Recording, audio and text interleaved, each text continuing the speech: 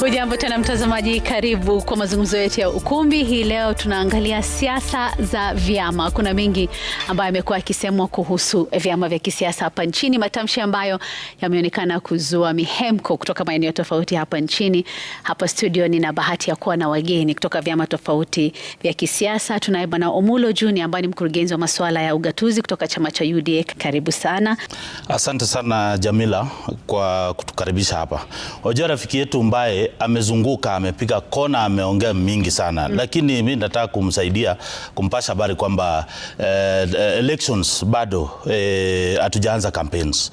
Bado tuko na miaka 2 na hii joto yote, hasira yote na vitu zote yenye anasema hapa ni kama wanajitokesha bure kwa sababu bado mbio, watu wajaanza mbio. Na mimi siwezi naweza sema kwamba unajua kuna matamshi ambayo viongozi wanaongea ambayo inaweza leta bugdha katika nchi yetu, inaweza leta vita, kwa sababu Wakenya wote wengi wamekasirika na hii maneno, kwa sababu hakuna mtu yote ambaye ako na akili timamu, mtu yote ambayo anafikiria, hata kama ni kiongozi ama Mkenya yote, anaweza kubali kwamba sisi turudi pale 2007 na 2008 ambapo watu wengi 1300 na wengine wao walikufa, wengine walichomewa nyumba, wengine walitoroka, mpaka leo hawana kwao. Kwa hivyo hatutaki matamshi ambayo inaleta mawazo ama kukumbusha watu ni nini ilifanyika. Saa hizi ukiangalia Kenya yetu tumesonga mbele. Watu wanafikiria, wanaongea mambo ya maendeleo. Watu wanaongea mambo ya kutafutia wananchi kazi. Watu wanaongea mambo ya vile wamama watafanya biashara zao, vile watu wataishi kwa nyumba mzuri. Saa hii hatuongei mambo ya vita, kwa sababu ukiuliza hata wakiongea hiyo mambo ya IBC bado inapelekwa bunge. Wako na nafasi ya kupeleka memoranda. Mbaya hapa ako na nafasi yake, akiona mtu yote ambaye anafili ako na dosari bali anaweza peleka memorandum. Na wakati watu walikuwa wanafanya application, watu wote walipewa nafasi, na ilikuwa wazi, hata runinga ya Citizen ilionyesha watu wakifanyiwa interview. Kila mtu alikuwa na nafasi yake.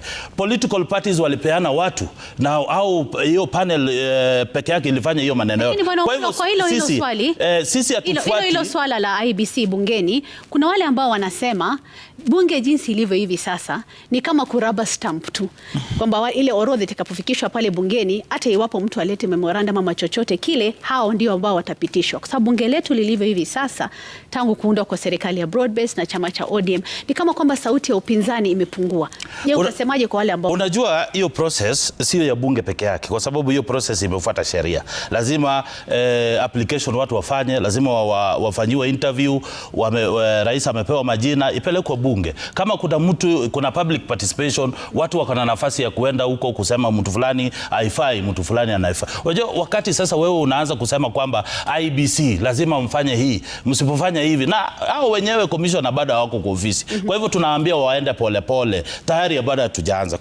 Lakini kuna kitu ambayo umesema ati tunafuata rigiji kwa sababu ya matamshi. Unajua huwezi fanya kitu kwa sababu wengine walifanya. Hao wengine hawakuongea mambo ya 2007 na 2008 watu wa kupigana. Au walikuwa wanasema kwamba sisi tunataka president akue the second term.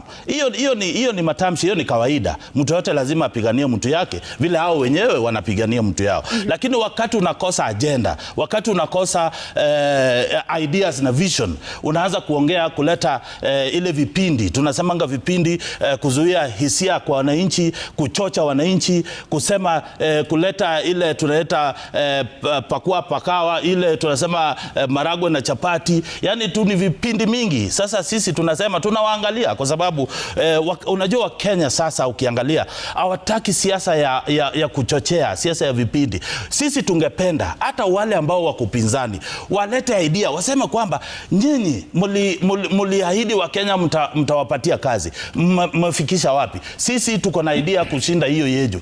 Nyinyi mliambia wa Kenya mtawajengea nyumba, sisi idea yetu ni hivi. Unajua hiyo ndio competitive opposition. Lakini wakati opposition inakosa agenda, hii Kenya yetu sasa inaelekea wapi? Sisi tunawaangalia, tunawaambia waende polepole, kwa sababu unajua hii mwendo ni mbali, miaka 2. Hata miaka 2 imebakia bado tunaanza. Unajua wakati mtu anaanza kupanda mlima anachoka haraka.